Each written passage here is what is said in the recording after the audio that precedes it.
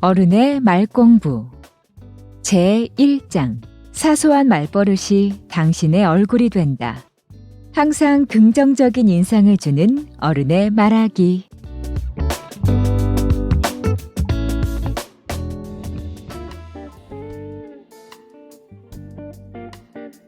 부정적인 내용일수록 표현은 긍정적으로.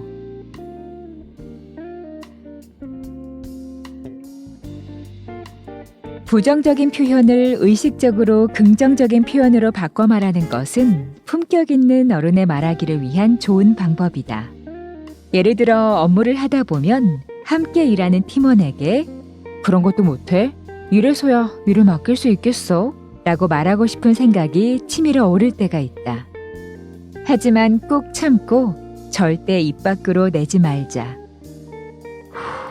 한 호흡 쉰 후에 이렇게 긍정적인 방향으로 바꾸어 말해보자. 이렇게 하면 더 잘 될 거야. 이런 것도 못해서야 앞으로 일을 맡길 수 있겠어? 라는 말에는 부정이 이중으로 들어가 있다. 과거에는 이런 식으로 상대방을 질타하는 것도 격렬하고 여기기도 했다. 나는 그런 시절부터 인간은 부정적인 말과 긍정적인 말 중 어느 쪽을 들었을 때 더 성장할까라는 의문에 대학에서 강의를 하면서 여러 가지 실험을 해보았다. 결론적으로 시대가 바뀔수록 긍정적인 말을 들었을 때 의욕이 생긴다고 반응하는 학생이 많았다. 부정적인 말을 듣거나 혼날수록 더 위축되고 잘해보고자 하는 마음이 불타오르지 않는다. 마음이 여린 사람들이 늘어난 것이다. 여기서 마음이 여리다는 표현을 마음이 쉽게 꺾인다는 뜻으로 받아들이지는 말자. 그것이야말로 부정적인 사고로 이어지는 지름길이다. 긍정적인 말이 환영받는 시대임을 직시하자는 것이다. 마음이 다치지 않도록 좀 더 긍정적으로 표현하려고 노력하는 것이 어른의 태도다. 구체적인 예를 들면 무뚝뚝한 사람에게 자신만의 생각이 분명한 타입이군 보다는 남들에게 억지로 잘 보이려고 하지 않는 사람이야 라고 바꾸어 말할 수 있다. 뻔뻔한 사람에게는 밀고 나가는 추진력은 따라갈 수가 없어. 협상이 아주 능해 라고 긍정적으로 바꿀 수 있다. 언제나 긍정적인 태도로 말하려고 노력해야 한다. 이외에도 인터넷에서 검색하면 부정적인 단어를 긍정적으로 바꿀 수 있는 다양한 표현들을 찾을 수 있다. 말은 하기 나름이다.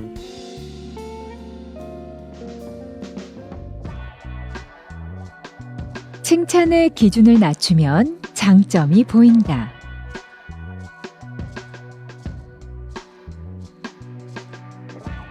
긍정적인 화법을 빨리 익히고 싶다면 칭찬을 하는 것이 가장 효과적이다. 어디 칭찬할 구석이 있어야 칭찬을 하지 라고 말하는 사람이 있는데 누구나 찾아보면 분명 칭찬거리가 있다. 아직 발견하지 못했을 뿐이다. 이제부터라도 상대방의 단점보다는 장점을 찾는 습관을 가져보자. 나는 학생들에게 일주일 동안 주위 사람들 칭찬하기라는 과제를 낸 적이 있다. 이 과제를 통해 관계가 좋아졌다는 이야기가 지속적으로 나왔다. 아르바이트를 함께하는 선배와 동료들을 은근슬쩍 칭찬했더니 일주일 만에 서먹했던 관계가 매우 좋아졌다. 여동생의 행동에 대해 매일 칭찬했더니 나에게 과제를 나눠주기 시작했다. 이런 적은 처음이다. 등 효과가 다양했다.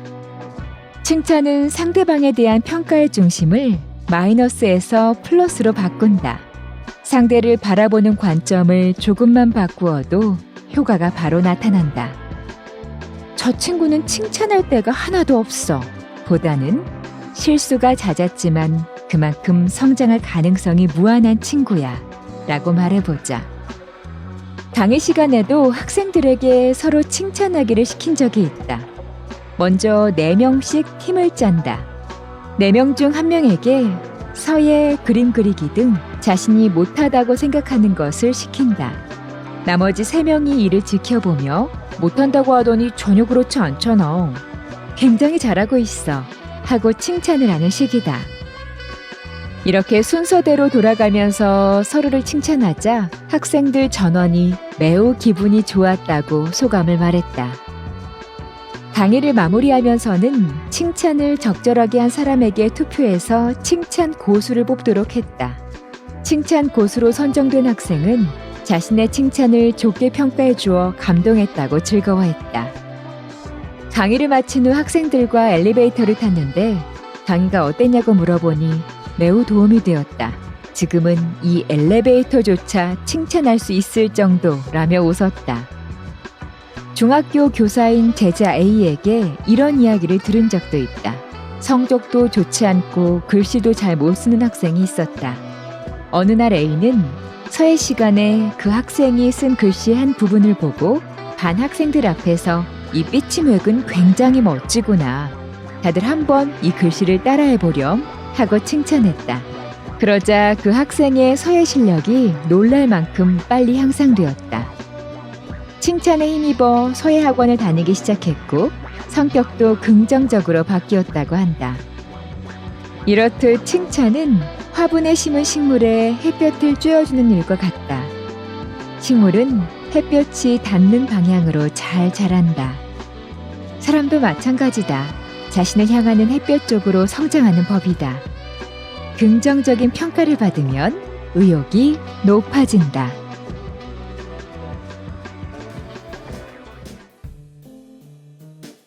10초만 투자해도 인상이 달라진다.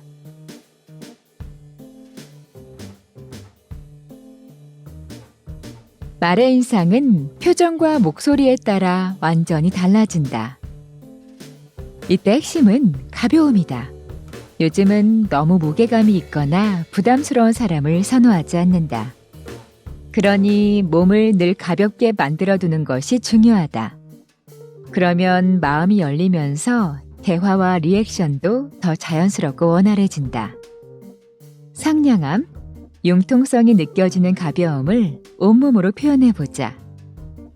막 목욕을 마치고 나온 듯한 상쾌함, 시원한 맥주를 한 잔 들이켰을 때의 느낌, 아이 같은 활기차고 밝은 기운 등을 떠올려 보자.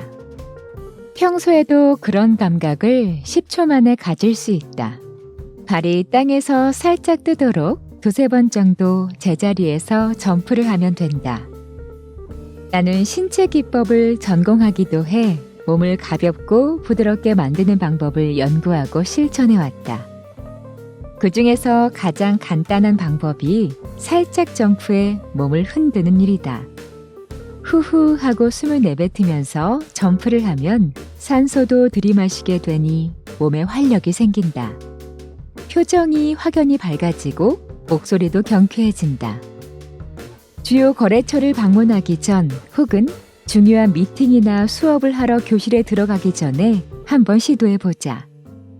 그러면 상대방의 얼굴을 보자마자 아, 안녕하세요 하고 자연스레 밝은 표정이 지어질 것이다.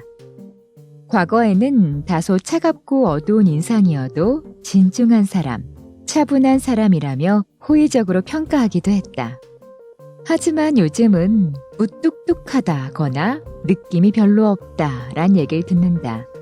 사회성이 떨어지는 것처럼 보이기 때문이다. 지금은 표정과 목소리에 경쾌함을 중시하는 시대다.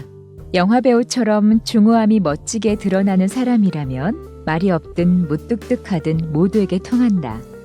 하지만 보통 사람이 영화배우처럼 분위기를 잡으려고 하면 부담스러울 뿐이다. 전국 고등학교 야구 선수권 대회를 본 적이 있는가?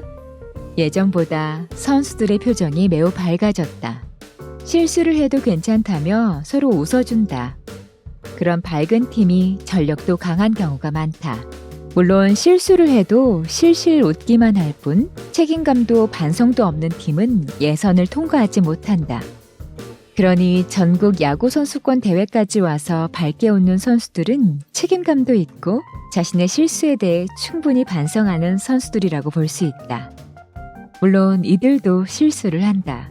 그럴 때마다 침울해한다면 계속해서 실수를 반복하게 된다.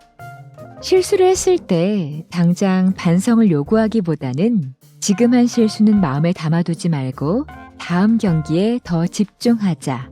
라고 격려하는 편이 훨씬 더 낫다. 즐거운 기분으로 경기에 임해야 경기력도 향상되고 경기에 집중할 수도 있다.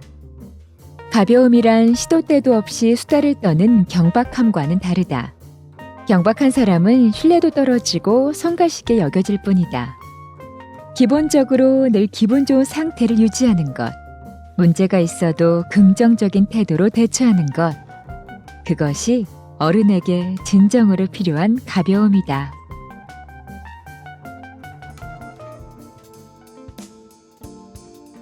관계의 시작은 말을 고르는 일부터다.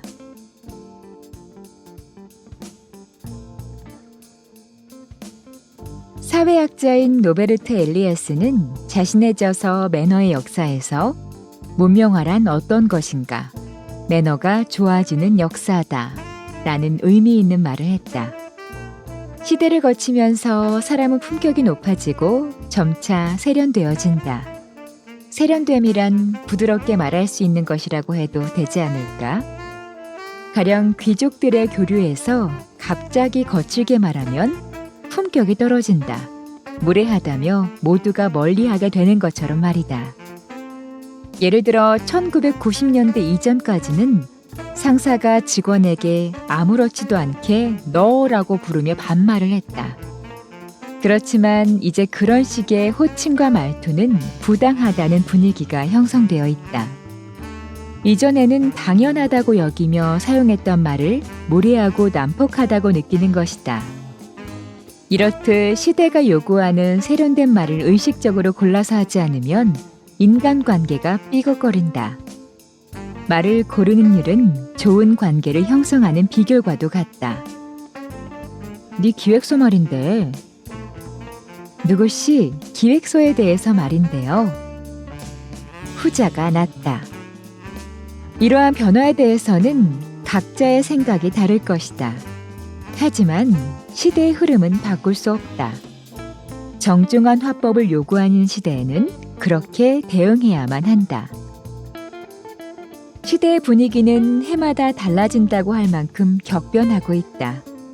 그 분위기를 받아들이고 말하는 방식을 조금씩 조정해가는 것, 가벼움과 겸손함을 익히는 것, 그것이 바로 인간관계를 원활하게 만드는 비법이다. 그 점에서 만담가인 슌프테이 쇼타를 참고할 만하다. 그는 일본 만담예술가협회 회장을 맡은 중진으로 인기 프로그램인 쇼텐의 제6대 사회자이기도 하다. 최고의 만담가라고 할 수 있는 그는 실제로 만나면 지극히 경쾌하고 솔직하다. 잘난 척하는 모습이라곤 찾아볼 수가 없다. 1959년생이라고는 믿을 수 없을 만큼 말과 행동이 젊다. 그의 나이를 모르는 사람에게 쇼타는 젊은데 건방지다 라는 오해를 받은 적도 있다고 했다. 겸허한 데다 다른 사람에게 압박을 주지 않기 때문에 함께 있으면 기분이 좋아진다. 그런 태도가 쇼텐을 부드럽고 따뜻한 프로그램으로 만든 것이 아닐까 싶다.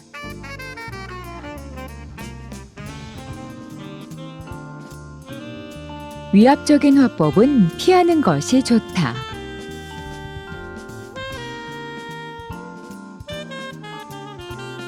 연장자나 상사나 선배는 상대방을 압박하는 듯한 화법이 체화되어 있을 수도 있으니 주의하자. 옛날에는 지위나 연령이 높을수록 강하게 말하는 것이 일반적이었다. 이런 화법이 생산성의 향상으로 이어지기도 했으니 말이다. 하지만 회사 밖에서는 의식적으로 이런 말버릇을 쓰지 않는 편이 좋다. 예를 들어 퇴직 후에도 주위 사람들에게 지시하듯이 또는 강압적으로 말하면 사람들은 저기가 뭐라도 되는 양 왜 저래? 하고 거부감을 느낀다. 대개는 한두 달 지나면 여긴 회사가 아니지. 내가 너무 무리하게 말하고 있었군 하고 깨닫는다. 위화감을 조성하거나 상대방을 압박하는 듯한 화법은 동물이 자신의 우위성을 과시하는 마운팅 행위와 다르지 않다. 마치 원숭이 무리에서 순위를 정하려는 듯한 말투는 앞으로 점점 더 설 자리를 잃게 될 것이다. 강압적으로 말해 생산성을 높이려는 방식도 더 이상 통하지 않는다.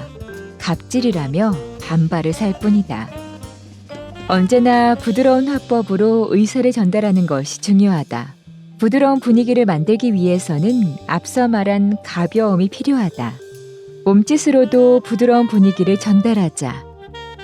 밝은 표정을 유지하고 말 역시 살짝 손바닥 위에 올려 여기 있어요 하고 건네는 느낌으로 말이다.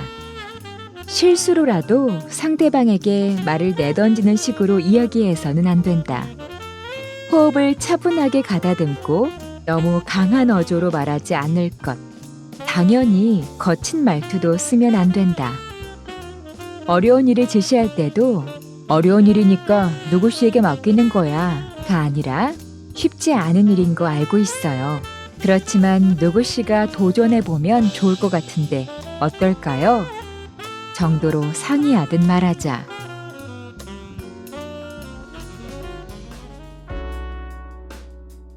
변명과 거짓말의 유혹을 이기는 팩트의 힘.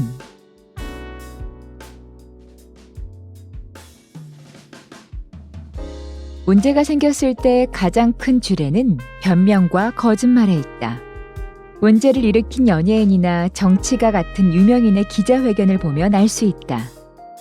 소란스럽게 해서 죄송합니다. 라는 정해진 말의 이면에는 소란을 피우긴 했지만 사실 그렇게 큰 잘못은 하지 않았다는 속내가 숨겨져 있다. 그래서 그때는 큰 잘못이라고 생각하지 못했습니다. 라고 말해버린다. 결국 언론으로부터 거짓말이라며 추궁을 당한다. 혹은 금세 들통이 날 거짓말을 하기도 한다. 사실과 다르다는 것을 시청자가 알아차리고 인터넷에도 난리가 난다. 우리는 직접적으로 상관이 없는 기자회견을 지켜보기도 한다.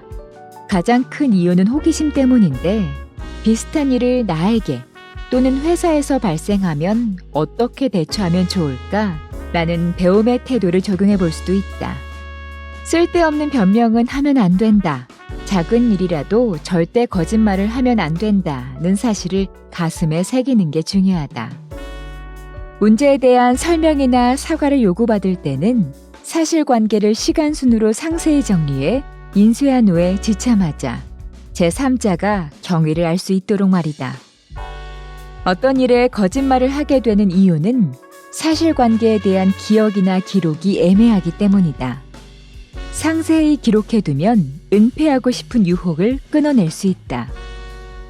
또한 사건이 일어난 순서대로 기록하면 주관적인 시선이나 감정의 사실과 섞이는 것을 막을 수 있다. 변명이란 사실보다도 내 느낌을 우선하기 마련이다. 사실을 기술한 메모가 있으면 변명을 늘어놓고 싶은 마음을 최소한으로 누를 수 있다.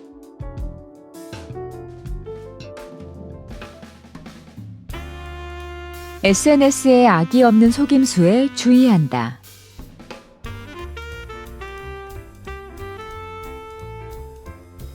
사실의 은폐는 아주 오래전부터 존재했다. 논어 제19편 자장에도 소인은 잘못을 저지르면 반드시 꾸며낸다라는 말이 있다.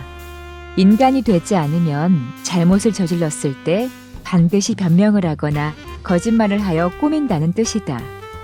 하지만 이제 옛날부터 이어져 온 거짓말로 위기를 모면하고 진실이 은폐 가능한 상황은 스마트폰과 인터넷이 폭발적으로 보급되면서 끝났다. 지금은 남녀노소를 불문하고 거의 모든 이들이 스마트폰이라는 과거의 스파이 비밀병기에 버금가는 고성능 카메라와 녹음기를 가지고 있다. 게다가 인터넷을 통해 영상과 음성을 순식간에 퍼뜨릴 수도 있다. 곳곳에서 진실이 터져나오는 것이다. 여기에는 정보의 투명화라는 긍정적인 면도 있지만 경계해야 할 상황도 생겼다. 우선 속임수다. 영상이나 음성은 가공과 편집이 가능하다. 만들어진 거짓 정보가 확산되면 돌이킬 수가 없다. 또 하나는 정보의 오류다. 인터넷에 올라온 시점부터 정보가 정확하지 않은 경우가 꽤 많다. 가령 A가 B라는 발언을 한다. 그것을 들은 사람이 SNS에 A가 C라고 말했다며 잘못된 정보를 올리기도 한다. SNS에서는 정확한 전달이 이루어지지 않는다고 보면 된다. A의 발언이 C라고 들렸다는 것이 정확한 전달일 것이다. 하지만 그런 식으로 글을 올리는 사람은 없다. 이렇게 잘못된 내용이 A의 발언이라는 식으로 확산된다. 정보 오인은 그 자체로 하나의 폭력이다. 지금은 폭력적인 언어가 적어진 반면 새로운 형태의 언어 폭력이 생긴 시대이기도 하다. 시대의 변화 속에는 이런 측면도 있다는 사실을 기억해 두고 조심하도록 하자.